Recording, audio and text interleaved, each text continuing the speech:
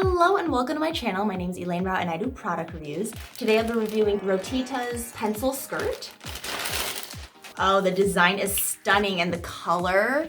You look everything up close. It's just everything is the same fabric, stretchy all the way. So this is the top. Oh, it's actually a short sleeve or kind of, like a mid sleeve, and then goes all the way down. This is the body, all the way probably to like below the knee. This is the back. The sleeves still have the detail, but the back is all just emerald with a little slit as well. And then on the back there is a zipper to help you get into the dress.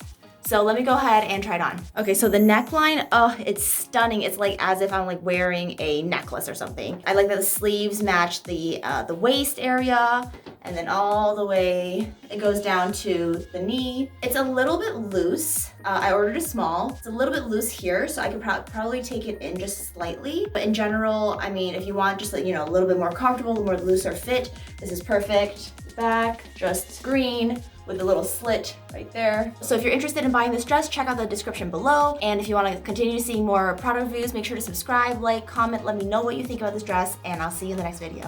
All right, see ya.